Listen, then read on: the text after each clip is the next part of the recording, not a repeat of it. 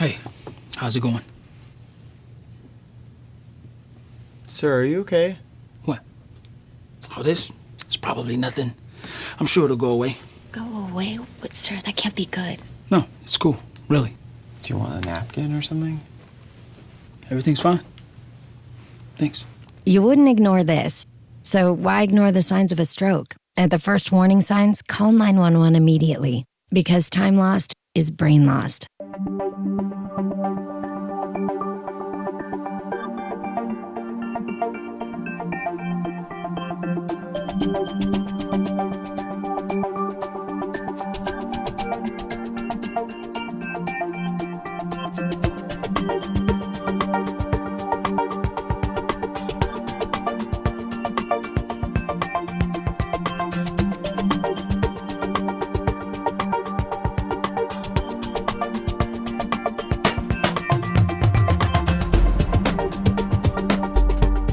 Welcome to This Week with Sheriff Dave Phalen, a weekly program here on LSN Television, Channel 9, Time Warner, right here in Lancaster, and also our friends over at 90.9 FM, WFCO Radio.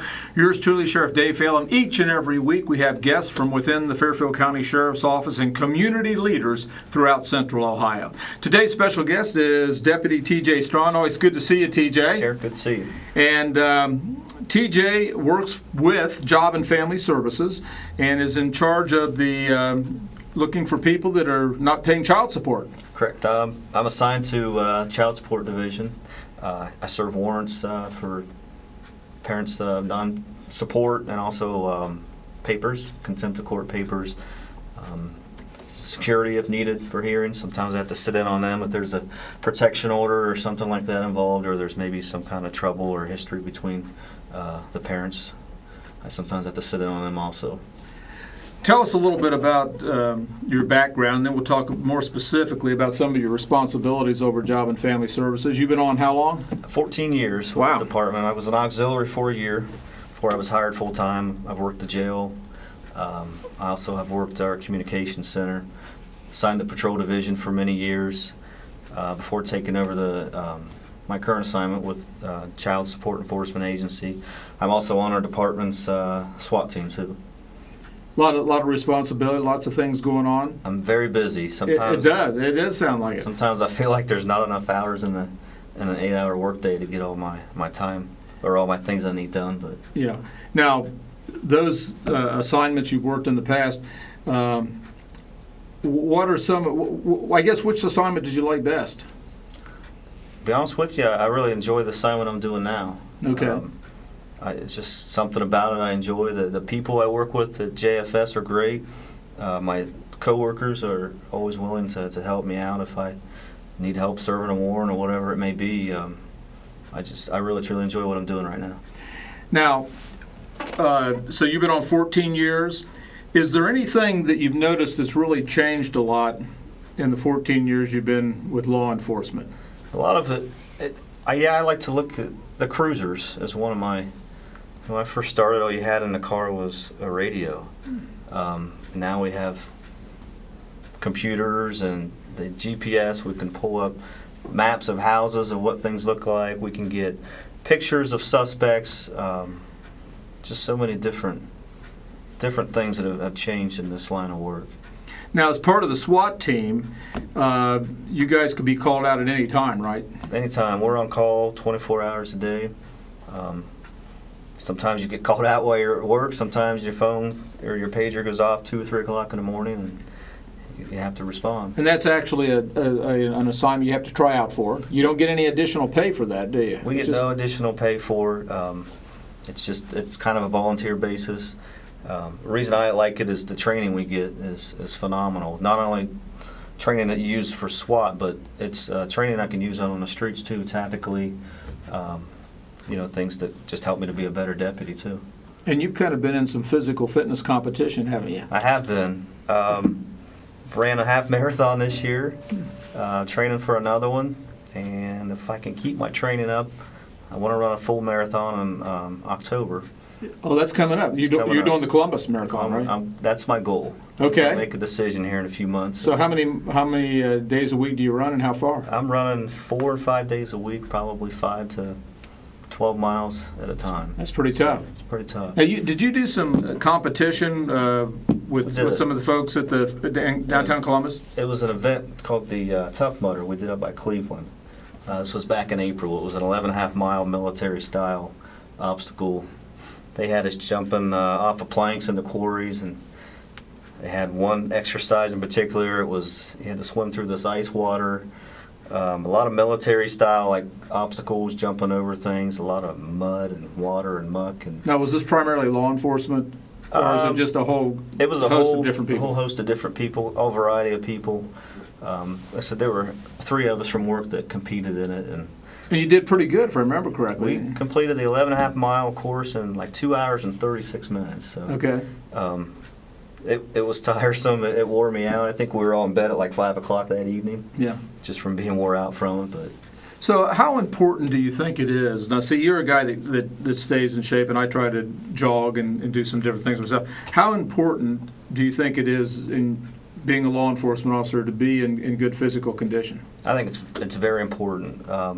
You see a lot on the news or hear stories of officers that get into foot chases or some kind of struggle with a suspect that's resisting, and then maybe an hour or so later you hear of them having a heart attack and dying, and young officers. I just think it's important to keep your health, remain healthy. I mean, it could be a life or death situation for you. Not only, like I said, in a struggle, you get somebody that's maybe stronger than you or is in better shape than you that gets you down. If you're not physically fit, it could cost you your life. Yeah, I've often thought a lot of times an officer, deputies, they're riding in the car, nothing going on, and then all of a sudden they're out on a foot chase. All of a sudden they're going in on a bank robbery or a burglary in progress. So you've got that sudden, all of a sudden, you're moving, your adrenaline's pumping and everything. And for folks that aren't physically, don't have the physical ability to do that, or they don't do cardiovascular things and those kind of things, it could be very detrimental to their health. Like you said, you could have a heart attack. Absolutely. It's the adrenaline rush itself on some of these scenarios or these cases that you go out on. It's the way I look at it, it wears you down once you're said and done. And I think sometimes people that just aren't in shape, it could be life or death for you. Now you look back on 14 years. Is there any type of, and I'm kind of putting you on the spot on this, I know, is there any run or any kind of an event that really comes to your mind that says, wow, this was really kind of an exciting event, or this resulted in a major arrest or something like that? And I know there's probably a lot of different things come to mind. Been several of them. Things that kind of amaze me about this job is you think you're going out on something little. Just a couple of summers back, we went to serve. It was a child support warrant, knocked on the door. Thought it'd be a simple arrest, haul the guy to jail and be done with it, and ended up finding a methamphetamine lab inside the house. So it's just, there's several, I'd tell people I could write a book, as you probably could too with all your years of service. You see it all out here. I mean, there's many stories, many cases that I remember and still think about all the time. Yeah, it's changed a lot over the years, and certainly, as you know, one of the drivers as far as criminality in our county and even beyond is the heroin and opiate problem we have. Yeah, the heroin problem it's terrible. It's I like to tell people too that when I first started on the department, if you pulled a car over and you found a bag of marijuana and maybe the pipe to smoke it with, we handcuffed you and hauled you to jail. Whereas now we're not really just finding, I don't say marijuana is not a big deal, but I don't think the problem with marijuana is as bad as the opiate problem. So now, it's instead of finding the marijuana, we're finding the opiate just as much as you were that. And that's just been, like I said, just within the past probably 10 years, how bad the problem's gotten. And I think often when I think about our jail population in the Fairfield County Jail, when I started as sheriff, we had about 100 people in the jail. Out of that group, about 8 to 10 were females. Today, we've gone up to 300, over 300 within the last few months, and 80 have been females. And probably today, 60% of our jail population is addicted to heroin or opiates, responsible for probably 85% of our theft-related offenses, where they're breaking in cars, breaking in houses to support the drug habit. Yeah, I agree with you on that. I think majority of our work comes from drugs. They have to break into houses or cars to somehow get money to feed their habit, which can be pretty expensive.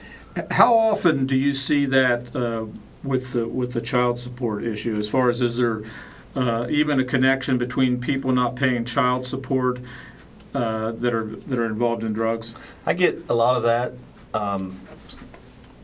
Typically, I've had people that have called me back that I've been looking for that said, hey, I want to take care of my problem, or I want to turn myself in. And a lot of them, some of them are scared to do it because maybe they are heroin addicts. They're afraid of the withdrawals while they're sitting in jail.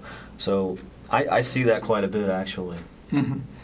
How many, and I think we're going to run out of time, so I'm going to have you back next week to talk a little bit more about what we see, the totality of the people that are not paying their child support in Fairfield County. But with that being said, on an average month, how many arrests would you make for people that are not paying child support? I serve around 25 arrest warrants a month, okay, alone just for non-support. I think currently for the year, just with this being early June, I'm up to almost 100 warrants so far this year that we've served for non-support. I think people would be surprised there'd be that many people that are behind, and we're not talking about just I missed one child support payment. It's not. These are people that are thousands of dollars in arrears and just completely disregard their case or their obligation to make their support. And a lot of them are repeat offenders too. Some of them are just afraid. They don't show up for court because they're afraid they're going to get thrown in jail, which a lot of the case, sometimes that's not the case. I just tell them they just need to show up. Right. Their warrants are for failure to appear. The judge just wants to talk to you, see what's going on while you're not paying. I'd like to have you back next week, and maybe we can talk a little bit about if a spouse is out there and they're not getting their child support payments, or they're falling behind, procedurally how that works, and then at what part of the process do you get involved where you're actually out there placing people under arrests? And I know you do that day in and day out, and there's people that are hiding from you, and so you probably have some good advice on maybe how to kind of put that behind them. Okay, will do. Had with us today, glad to have you aboard. Yes, TJ Strawn's an exceptional deputy, does a great job day in and day out. We appreciate him being with us today on This Week with Sheriff Dave Phalen. Well, the clock on the wall says we've got to go, and do appreciate the folks here at Fairfield Christian Academy that give us the opportunity to produce and put this program on each and every week, the folks at 90.9 WFCO, and certainly over at Time Warner, giving the Sheriff's Office an opportunity to share a lot of things going on within Fairfield County. Until next week, same time, same place, God bless, and we'll see you right here next week.